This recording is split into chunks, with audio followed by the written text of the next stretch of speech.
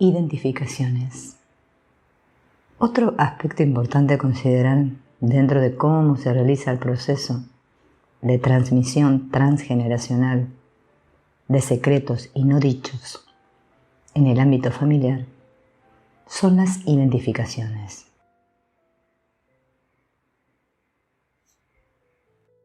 La identificación se define como el proceso psicológico mediante el cual un sujeto asimila un aspecto, una propiedad, un atributo de otro y se transforma total o parcialmente sobre el modelo de éste.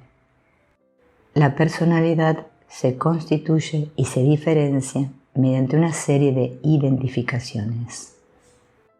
El aparato psíquico del niño se construye a partir de sus padres, de un inconsciente a otro y de manera activa.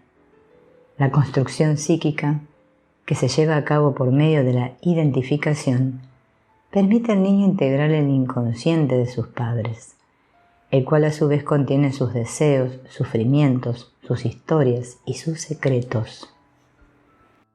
Este proceso de identificación resulta necesario para que el sujeto se constituya psíquicamente como un sujeto sano.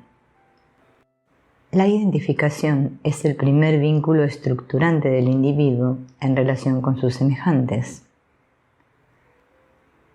Durante el transcurso de la vida de un sujeto transcurren diversos procesos identificatorios. Estos pueden contribuir en el adecuado desarrollo de la personalidad, aportando integración de elementos positivos, pero por otra parte pueden aportar incorporaciones que resulten negativas, siendo estas contributivas a configurar estructuras patológicas, imposibilitando el desarrollo de una identidad propia. También se encuentra la identificación proyectiva. Berenstein hace referencia a que se trata de un funcionamiento por medio del cual se intentan eliminar los aspectos no deseados de la personalidad y concretar mediante actos motores o lingüísticos la realidad de esta fantasía, anulando la posibilidad de recoger indicadores de la diferencia entre la realidad interna y realidad externa. El modo de transmisión depende de la naturaleza del objeto a transmitir, entendiéndose así entonces que un objeto introyectado se transmitirá por identificación introyectiva y un objeto incorporado se transmitirá por identificación proyectiva. En los casos de traumatismos, la transmisión de objetos traumáticos alineantes son los objetos incorporados y se transmiten de una forma traumática alienante. El objeto es transmitido sin transformación. El objeto no es o es poco transformado. El traumatismo es generador de una transmisión sin transformación o con poca transformación. La transmisión se lleva a cabo a través de relatos claros y de rituales definidos, dando lugar a fenómenos intergeneracionales, o al contrario, esta toma una forma más indirecta y enigmática, quizás gestual. Esta última modalidad se marca por fenómenos transgeneracionales, sobre todo en el caso de un traumatismo vivido y no superado por la generación precedente. Como consecuencia, las experiencias en que los padres no han podido integrar los diferentes componentes serán ciertamente comunicados al niño en forma de emociones y de actitudes porque le faltan palabras para expresárselo, puesto que la verbalización del traumatismo es inexistente. Entonces el niño no tomará conocimiento que estas experiencias, a través de manifestaciones no verbales, y le serán aparecidas como enigmas a la vez intrigantes, y que él intentará resolver sobre el mismo código sintomático no verbal. Las identificaciones alienantes se hunden en la línea de lo transgeneracional y llegan al psiquismo, muchas veces incipiente, como impactos bajo la lógica de los signos de percepción. Alguien queda convertido en lo más cercano a lo inerme, al desecho, una especie de vivo muerto, cargando sobre sus espaldas el costo de atormentadas historias familiares. Dentro de los procesos identificatorios, García Badarasco reconoce que existen por un lado las identificaciones normogénicas y por otro las patogénicas. Las normogénicas son estructurantes de un psiquismo sano que puede realizar la distinción entre el yo y el no yo. Las segundas incorporan al psiquismo elementos que van a actuar como una presencia invasora y exigente, obligando a una reestructuración y sometimiento de las demás funciones mentales en función de esa presencia. Por tanto, las patogénicas son identificaciones alienantes en donde un objeto invasor reemplaza al yo. Por lo general, estas identificaciones están relacionadas con situaciones de mucho padecimiento psíquico por parte de un antepasado.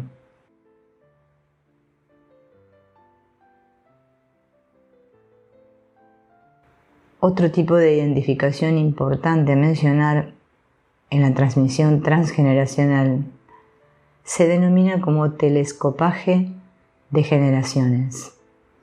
Se trata de un tipo de identificación inconsciente y alienante. Este tipo de identificación se profundiza así. Los otros en nosotros, el telescopaje de generaciones. En la década de 1970, Aide Feinberg descubre que parte de los conflictos inconscientes de sus pacientes se encontraban vinculados con generaciones de sus predecesores. Es allí cuando asocia dicho proceso con el término telescopaje. Este significa que en determinadas ocasiones existen objetos que quedan incrustados, encarnados o imbricados dentro de otros, en una relación de continuidad. Se considera que el término imbricación permite una aproximación a esta idea.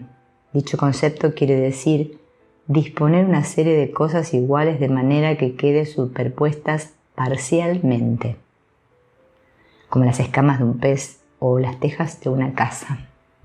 La autora también asocia el concepto de telescopaje con las mamushkas o matrioshkas, debido a que cada una contiene dentro de sí a otra, y a su vez ésta contiene a otras, y así sucesivamente.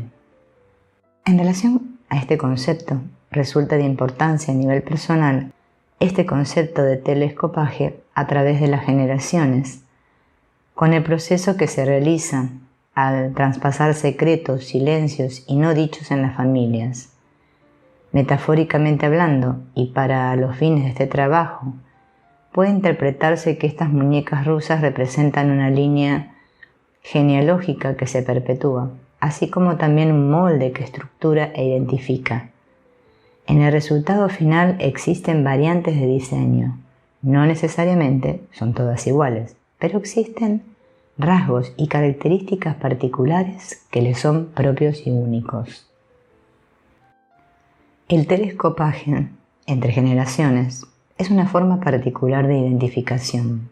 Las principales características de estas identificaciones son que dichas identificaciones se encuentran clivadas o escindidas, resultando mudas, por tanto, resultan inaudibles para el analista. Las mismas comienzan a ser detectadas en un determinado momento clave que surge en la transferencia durante el transcurso de la cura psicoanalítica. Es a través de una historia secreta del paciente que esas identificaciones comienzan a escucharse y descubrirse, y el objeto de identificación deriva en sí mismo un objeto histórico si dicha identificación resulta ser un tipo de vínculo entre las generaciones. Entonces, Ineludiblemente, esa identificación contiene en su configuración elementos fundamentales de la historia interna de dicho objeto. Poder entender la historia de las identificaciones posibilita que se vuelvan más reveladoras y más audibles. Ese tipo de proceso de identificación condensa una historia que no pertenece a la generación del paciente. En relación a esto plantea: a esto se le denomina condensación de 3 generaciones, telescopaje de generaciones. Ese telescopaje se descubre junto con las identificaciones inconscientes alienantes, reveladas en la transferencia. Se trata de un fenómeno universal y analizable a partir de la exploración de los secretos de una familia, en donde 3 generaciones están telescopadas. Así, define una identificación de carácter narcisista inconsciente y alienante que condensa las generaciones y en donde la historia de los padres pasa a estar encajada en la historia de la vida de sus hijos. Este tipo de identificaciones resultan necesarias para que el sujeto logre estructurarse psíquicamente de una manera adecuada.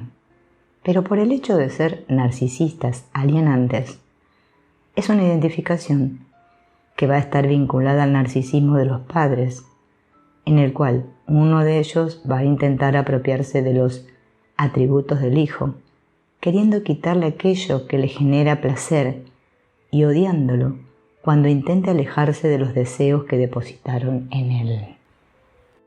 Es en esta instancia cuando el niño comienza a procurar un vínculo de amor con sus padres y se instaura un pacto de negativo que termina alienándolo. Por lo tanto, cuando existen identificaciones inconscientes alienantes, aquellos que son portadores de lo indecible o impensable, avalan el pacto de negativo. Como consecuencia de ello, se plantea entonces una dualidad para el sujeto entre ser para sí mismo o ser el eslabón de una cadena característica y singular en cada familia, la cual cada generación asume como pacto o lealtad para no interrumpir el flujo de la transmisión. Para que dicho término tenga el valor de un concepto psicoanalítico, resulta necesario que se cumplan determinadas condiciones: la identificación narcisista inconsciente alienante y la regulación narcisista de objeto. La regulación narcisista de objeto es como un objeto invisible y la regulación narcisista se refiere en el sentido de mantener cierto régimen en el psiquismo. La modalidad narcisista y las identificaciones inconscientes en que se telescopan 3 generaciones pueden ser halladas en todo proceso analítico. Esto se puede ver en el caso de un traumatismo vivido y no superado por la generación precedente. Como consecuencia, las experiencias en las que los padres no pudieron integrar los diferentes componentes serán ciertamente comunicados al niño por medio de manifestaciones enigmáticas e intrigantes, siendo estas expresiones de emociones y actitudes no verbales. Para intentar resolver dichas expresiones enigmáticas, el niño utilizará el mismo código sintomático no verbal. Secretos y no dichos. En todo relato familiar se encuentran lugares inaccesibles, vedados, escondites secretos que no permiten avanzar. En cada biografía se escuchan frases inconclusas, fragmentadas, que permiten vislumbrar estos restos ocultos. Información recortada que pugna por salir, pero a su vez lucha por mantenerse en el silencio. Se intuye que algo sucedió, pero es algo inexplicable. De eso no se habla. La palabra secreto proviene del latín secretum y significa aquella cosa que cuidadosamente se tiene reservada y oculta. A su vez, también quiere decir sigilo, misterio sobre algo que no se puede comprender, o el conocimiento que exclusivamente alguien posee. Por otra parte, deriva de la palabra secretus y esta de secernere, que quiere decir segregar. Estos términos aproximan a la idea de algo oculto, ignorado, escondido y separado de la vista o del conocimiento de los demás, algo callado, silencioso o reservado.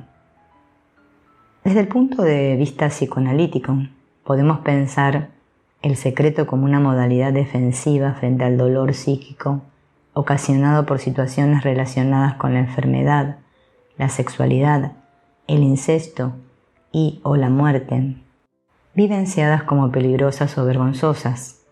En estos casos se puede equiparar conocimiento con daño, y esto lleva al ocultamiento de un evento o situación que atañe a la familia o a algún miembro de la familia.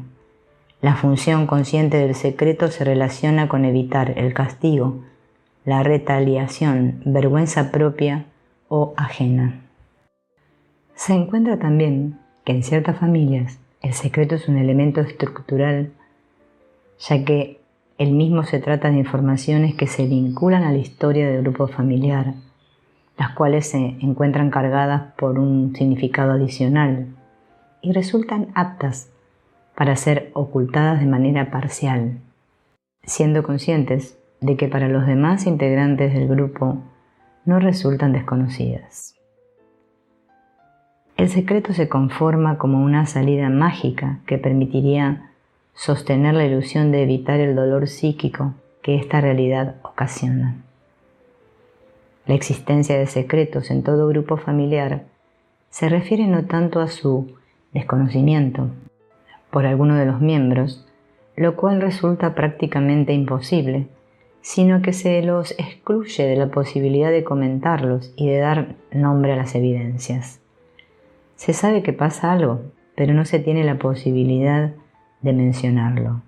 No mencionarlo equivale a no verlo. El secreto es un funcionamiento fruto del vínculo y, siguiendo a Freud, plantea que el secreto consiste en ocultar de manera consciente algo a una determinada persona que está en vínculo con quien genera el secreto, en donde a su vez el sujeto alega tener sensatas motivaciones para justificar su proceder y defender su postura. Entonces, el secreto es algo que se oculta de manera consciente y, en mayor medida, refiere a actitudes conscientes que el sujeto no desea revelar a los demás. Así, este queda delimitado a la intención consciente de callar algo. Lo importante no es el contenido del secreto en cuestión, sino qué es lo que genera que no se pueda hablar. En este contexto, hablar o quedarse callado genera un clivaje y transmitido generacionalmente y se establece como un secreto. El secreto se va propagando y resulta muy difícil de controlar. Por lo tanto, para poder mantenerlo, el sujeto o el grupo familiar se ven obligados a generar más mentiras, evadir situaciones o encuentros con personas que puedan desencadenar el hablar de temas que estén relacionados al secreto en cuestión. Este es el resultado de un entramado vincular en la cual participan todos los miembros que forman parte del vínculo. Las alianzas inconscientes constituyen el sustrato inconsciente de los secretos.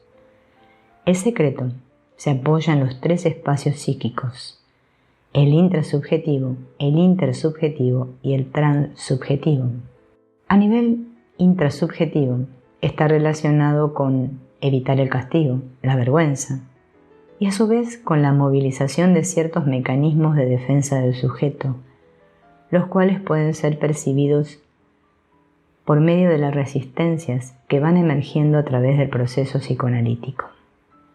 Está relacionado con el narcisismo, debido a que el yo construye el secreto ocultando un aspecto de la realidad que rechaza o pretende desconocer. A nivel intersubjetivo, se relaciona con la preservación de los modelos familiares, los cuales están asentados en mitos familiares. Debido a que estos modelos familiares están integrados por condiciones que tienen valor a nivel social, generan una identificación familiar hacia la cual el sujeto se ve obligado. En caso de develarse el secreto, esa identidad familiar sería puesta en tela de juicio, desestabilizando a todo el grupo familiar.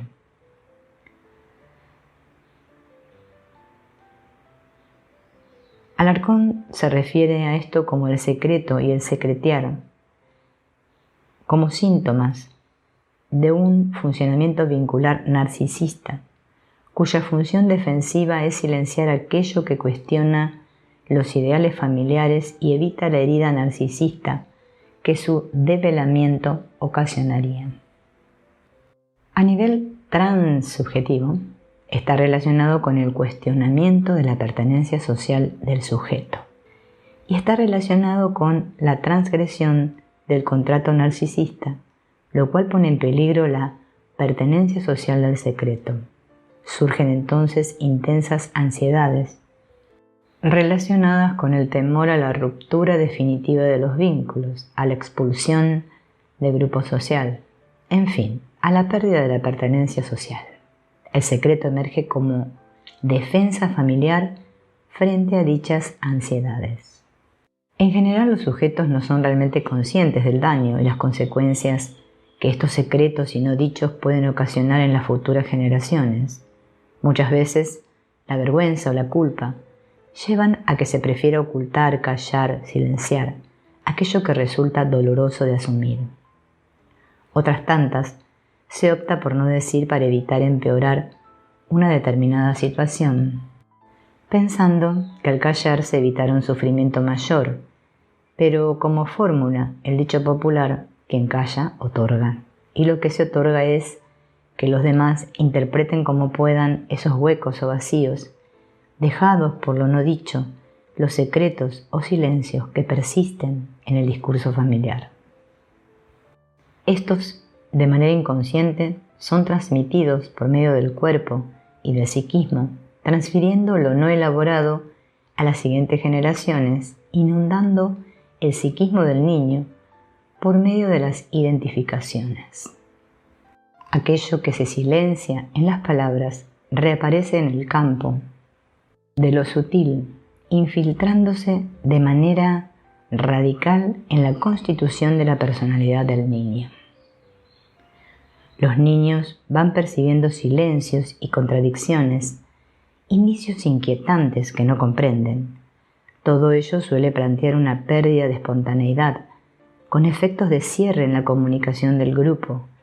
A veces se inventan historias que los propios narradores terminan casi por creer, desmintiendo la verdad. Otras, lo no dicho, se transforma en un secreto a voces, una suerte de rompecabezas, del cual cada uno posee algunas piezas, a las que tampoco puede dar significado. En tales casos, el tema omitido se va configurando como aquello que designamos secreto familiar. Cabe preguntarse entonces, ¿a qué se denomina secreto familiar? Este surge de datos de la historia familiar que resultan parcialmente conocidos por los individuos que componen dicho grupo, pero ocurre que cada integrante sabe un aspecto de un determinado tema y elige callarlo, porque sabe que está prohibido mencionarlo. Algunos autores definen a los secretos familiares como episodios ocurridos en la historia transgeneracional o en el presente de una familia, información compartida por los miembros y silenciada, pero que puede cristalizar la historia. Algunas familias quedan estructuradas en torno a secretos grupales que deben conservarse definitivamente silenciados.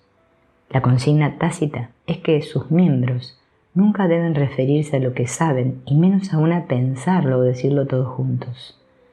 Fantásticamente se evita así la desintegración familiar que se produciría al difundirse algún hecho penoso o vergonzoso, experiencias de desquiciamiento familiar, engaño entre padres, enfermedad mental de alguno de los miembros, adopción, profesiones o actividades vergonzosas, delitos, etc. Los secretos se adaptan a los rincones del árbol genealógico. De tanto callarlos se hacen innombrables y entonces se termina creyendo que no existen, pero aguardan a que sea la hora de tomar conciencia. A modo de clasificación, Racanier describe las variables del secreto, dividiéndolos en libidinales y antilibidinales. Lawson, Horvath, Leibe, Paxiart y Popilov parten de esa categorización de Racanier y la modifican, dividiéndolos en secretos tróficos y en secretos antilibidinales. A los tróficos los clasifican como aquellos secretos necesarios para la vida del sujeto y que resultan necesarios para la configuración y estructuración de su aparato psíquico.